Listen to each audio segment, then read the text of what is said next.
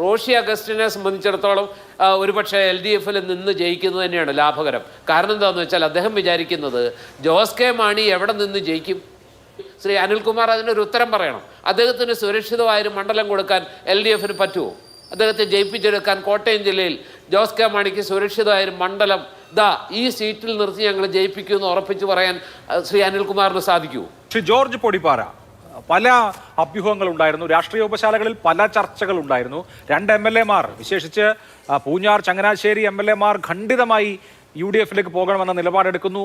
അതേസമയം തന്നെ റോഷിയുടെ നേതൃത്വത്തിൽ മറ്റു 3 MLA-മാർ മറുവശത്ത് നിൽക്കുന്നു. പോവാൻ തീരുമാനമെടുത്താൽ പിളർപ്പ് ഒഴിവാക്കാൻ വേണ്ടി ജോസ് കെ മാണി ഇതിനെ ഒന്ന് തണുപ്പിച്ചതാണ് എന്ന വാദം കഴിഞ്ഞ ദിവസം വരെ ഉണ്ടായിരുന്നു. പക്ഷേ ഇന്നത്തെ സ്റ്റിയറിംഗ് കമ്മിറ്റി കഴിയുമ്പോൾ അങ്ങനെ ആ തരത്തിലൊരു വ്യാഖ്യാനം സാധ്യമാണോ?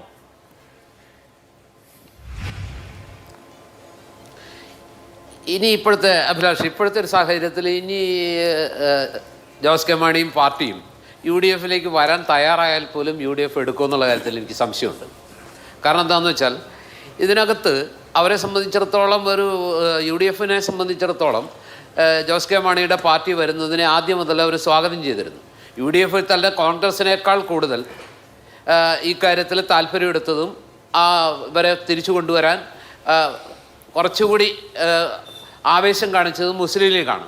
പ്രത്യേകിച്ച് PK കുഞ്ഞാലിക്കുട്ടി എന്ന് പറയുന്ന നേതാവിനെ സംബന്ധിച്ചിടത്തോളം മുസ്ലിം ലീഗിൻ്റെ അനിഷേധ്യ നേതാവാണ് അദ്ദേഹം തീർച്ചയായിട്ടും കേരള കോൺഗ്രസ് എം എന്ന് പറയുന്നത് അടിസ്ഥാനപരമായി UDF-നോടൊപ്പം ഉണ്ടാകേണ്ട ഒരു പാർട്ടിയാണ്.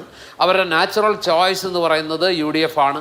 അതുകൊണ്ട് തന്നെ ആ പാർട്ടി UDF-ൻ്റെ ഭാഗമായി ഉണ്ടാകണമെന്ന് ആഗ്രഹിച്ചൊരു വ്യക്തിയാണ്. അത് ആത്മാർത്ഥമായിട്ട് ആഗ്രഹിച്ചാണ്. അല്ലാതെ ഏതെങ്കിലും ഇന്നലെയോ മിനിഞ്ഞാന്നോ ഏതെങ്കിലും പ്രത്യേക രാഷ്ട്രീയ സാഹചര്യം ഉണ്ടായപ്പോൾ താല്പര്യം കാണിച്ചതല്ല. ആദ്യം മുതലേ മുസ്ലിം ലീഗിനെ സംബന്ധിച്ചിടത്തോളം അങ്ങനെ ഒരു താല്പര്യം ഉണ്ടായിരുന്നു. ഇപ്പോൾ ഈ അടുത്ത ദിവസങ്ങളിൽ അങ്ങനെ ഒരു സൂചനകളൊക്കെ പുറത്തു വന്നതോടുകൂടി കൃത്യമായിട്ട് തന്നെ കേരള കോൺഗ്രസിനെ UDF-ൻ്റെ ഭാഗമാക്കാൻ മുസ്ലിം ലീഗ് കുറച്ചുകൂടി കോൺഗ്രസിനേക്കാൾ കൂടുതൽ താല്പര്യം എടുത്തു എന്ന് വേണം മനസ്സിലാക്കാൻ. പക്ഷേ നിർഭാഗ്യവശാൽ ജോസ് കെ മാണി ആദ്യഘട്ടത്തിൽ അതിനോട് അനുകൂലമായ ഒരു നിലപാടെടുത്ത്, ഇപ്പോൾ താങ്കൾ തന്നെ പറഞ്ഞു, ചങ്ങനാശ്ശേരി MLA-യും അതുപോലെ തന്നെ സെബാസ്റ്റ്യൻ കുളത്തെങ്കിൽ പൂഞ്ഞാർ MLA-യും ഈ UDF-നോടൊപ്പം ചേരണം, പൂഞ്ഞാർ MLA-യും UDF-നോടൊപ്പം ചേരണം എന്ന അഭിപ്രായക്കാരായിരുന്നു. പക്ഷേ ഇതിനകത്ത് ഏറ്റവും കൃത്യമായിട്ട് UDF-നോടൊപ്പം ചേരില്ല, അങ്ങനെ വന്നാൽ പാർട്ടി പിളർന്നാലും ശരി UDF-ലേക്ക് ഇല്ല എന്ന നിലപാടെടുത്തത് മന്ത്രി റോഷി അഗസ്റ്റിനാണ്. അതിന് അദ്ദേഹത്തിൻ്റെതായ കാരണങ്ങളുണ്ടാകാം. പക്ഷേ റോഷി അഗസ്റ്റിന് അങ്ങനെ ഒരു നിലപാടെടുത്തപ്പോൾ അങ്ങോട്ടുമില്ല ഇങ്ങോട്ടുമില്ല ചെയർമാൻ എന്ത് തീരുമാനം എടുത്താലെന്ന് പറഞ്ഞു നിന്നിരുന്ന ചീഫ് വിപ്പ് ശ്രീ ജയരാജ് ആ കൂട്ടത്തിൽ കൂടി. അതോടൊപ്പം തന്നെ റാന്നി MLA പ്രമോദ് നാരായണനും ഒക്കെ കൂടെ കൂടി. ചുരുക്കി പറഞ്ഞിട്ടുണ്ടെങ്കിൽ UDF-നോടൊപ്പം ചേരാൻ തീരുമാനമെടുത്താൽ 3 MLA-മാരെങ്കിലും മറുവശത്ത് LDF-ൽ ഉറച്ചു നിൽക്കും. അങ്ങനെ വന്നാൽ പാർട്ടി പിളരും എന്ന കൃത്യമായൊരു ബോധ്യം ജോസ് കെ മാണിക്ക് വന്നതോടെയാണ് ഈ നീക്കം പൊളിഞ്ഞതും. ഒടുവിൽ ഇന്ന് ജോസ് കെ മാണി ഖണ്ഡിതമായിട്ട്, ഇന്നലെ മിനിഞ്ഞാന്ന് പോലും അദ്ദേഹം പറഞ്ഞപ്പോൾ ചില സൂചനകളുണ്ടായിരുന്നു, ഞങ്ങൾ UDF-ലേക്കില്ല, ഞങ്ങൾ ഒറ്റക്കെട്ടായി ഒരു മുന്നണിയോടൊപ്പം നിൽക്കുമെന്നൊക്കെ പറഞ്ഞോളൂ. പക്ഷേ ഇന്ന് വളരെ കൃത്യമായിട്ട് 5 MLA-മാരും പറയുന്നു, അതുപോലെ തന്നെ പ്രധാന നേതാക്കൾ പറയുന്നു, ജോണി നെല്ലൂർ അടക്കമുള്ള അങ്ങനെയുള്ള ആളുകളെല്ലാം പറയുന്നു, എല്ലാവരും ഇന്ന് ഖണ്ഡിതമായി ഇനി UDF അങ്ങനെ ഒരു വിചാരമായിട്ട് നടക്കേണ്ട കാര്യമില്ലെന്ന് തോന്നുന്നു. പക്ഷേ ഇത് ഏകപക്ഷീയമായിട്ട് കേരള കോൺഗ്രസ് എം UDF-ലേക്ക് വന്നാൽ അത് ഏകപക്ഷീയമായിട്ട് UDF-നുണ്ടാകുന്നൊരു നേട്ടമെന്ന് പറയാനും പറ്റില്ല. ഞാൻ തുടക്കത്തിൽ ഇങ്ങനൊരു നീക്കം ഉണ്ടായപ്പോൾ തന്നെ കേരള കോൺഗ്രസ് എം UDF-ലേക്ക് വന്നാൽ അത് UDF-നെ സംബന്ധിച്ചിടത്തോളം വളരെ നന്നായിരിക്കുമെന്ന് പറഞ്ഞ ഒരാളാണ്. കാരണം എന്താണെന്ന് വെച്ചാൽ മധ്യ തിരുവിതാംകൂറിൽ LDF-ൻ്റെ വിജയസാധ്യത എന്ന് പറയുന്നത് വലിയൊരളവിൽ കേരള കോൺഗ്രസ് എമ്മിൻ്റെ വോട്ടുകളിലാണ്. അല്ലെങ്കിൽ അവർക്ക് വിജയസാധ്യത വളരെ കുറവാണ്. അവർക്ക് മത്സരിക്കാനുള്ള ശേഷിയുണ്ട്, അവർ ശക്തരാണ്.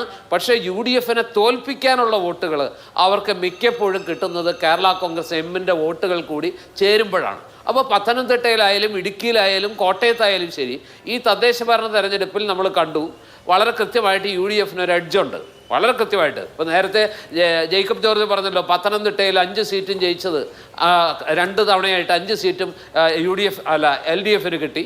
അതുപോലെ തന്നെ കോട്ടയത്ത് കഴിഞ്ഞ തെരഞ്ഞെടുപ്പിൽ 5 സീറ്റ് LDF-ന് കിട്ടി. അതുപോലെ തന്നെ ഇടുക്കിയിൽ 1 സീറ്റ് ഒഴികെ ബാക്കിയെല്ലാം കിട്ടി. പക്ഷേ ഈ തദ്ദേശ തെരഞ്ഞെടുപ്പിൻ്റെ ഫലം ഒന്ന് പരിശോധിക്കുമ്പോൾ ഈ 3 ജില്ലകളിൽ കേരള കോൺഗ്രസിന് ഏറ്റവും കൂടുതൽ ശക്തിയുള്ള ഈ 3 ജില്ലകളിൽ LDF-ൻ്റെ അവസ്ഥ എന്താ? LDF-ൻ്റെ അവസ്ഥയേക്കാൾ കേരള കോൺഗ്രസിൻ്റെ അവസ്ഥ എന്താ? അവർക്ക് വിജയിക്കാം എന്ന പ്രതീക്ഷയുണ്ടോ? ഇപ്പോഴത്തെ വോട്ടിൻ്റെ കണക്കനുസരിച്ച്. ഈ പറയുന്ന റോഷി അഗസ്റ്റിൻ്റെ മണ്ഡലത്തിൽ 15,000-ലധികം വോട്ടിൻ്റെ വ്യത്യാസമുണ്ട് ഭൂരിപക്ഷം. എന്നിട്ടും റോഷി അഗസ്റ്റിൻ പോകുന്നില്ല എന്ന് പറഞ്ഞാൽ ഇതിനകത്ത് റോഷി അഗസ്റ്റിനെ സംബന്ധിച്ചിടത്തോളം ഒരുപക്ഷെ LDF-ൽ നിന്ന് ജയിക്കുന്നത് തന്നെയാണ് ലാഭകരം. കാരണം എന്താണെന്ന് വെച്ചാൽ അദ്ദേഹം വിചാരിക്കുന്നത് ജോസ് കെ മാണി എവിടെ നിന്ന് ജയിക്കും? ഈ LDF-ൽ നിന്ന് പാലായിൽ മത്സരിച്ചാൽ മാണി സി കാപ്പനുമായിട്ട് ഇന്നത്തെ സാഹചര്യത്തിൽ UDF-ൻ്റെ ആ ഒരു ഈക്വേഷനിൽ വെച്ച് ഇപ്പോഴത്തെ ഒരു രാഷ്ട്രീയ അന്തരീക്ഷത്തിൽ മാണി സി കാപ്പനുമായിട്ട് മത്സരിച്ച് ജയിക്കാൻ ജോസ് കെ മാണിക്ക് സാധിക്കുമോ? ഞാൻ വിചാരിക്കുന്നില്ല അങ്ങനെ സാധിക്കുമെന്ന്. അദ്ദേഹത്തിന് ഇന്നത്തെ സാഹചര്യത്തിൽ ഇവിടേക്ക് പോകാൻ പറ്റുമോ? കടുത്തുരുത്തിയിൽ പോയി ജയിക്കാൻ പറ്റുമോ? എനിക്ക് തോന്നുന്നില്ല ഇപ്പോഴത്തെ ഒരു സാഹചര്യത്തിൽ. അപ്പോൾ അദ്ദേഹം ഏത് മണ്ഡലത്തിൽ നിന്ന് ജയിക്കും? ശ്രീ അനിൽകുമാർ അതിനൊരു ഉത്തരം പറയണം. അദ്ദേഹത്തിന് സുരക്ഷിതമായൊരു മണ്ഡലം കൊടുക്കാൻ LDF-ന് പറ്റുമോ? അദ്ദേഹത്തെ ജയിപ്പിച്ചെടുക്കാൻ കോട്ടയം ജില്ലയിൽ ജോസ് കെ മാണിക്ക് സുരക്ഷിതമായൊരു മണ്ഡലം ഈ സീറ്റിൽ നിർത്തി ഞങ്ങൾ ജയിപ്പിക്കുമെന്ന് ഉറപ്പിച്ച് പറയാൻ ശ്രീ അനിൽകുമാറിന് സാധിക്കുമോ?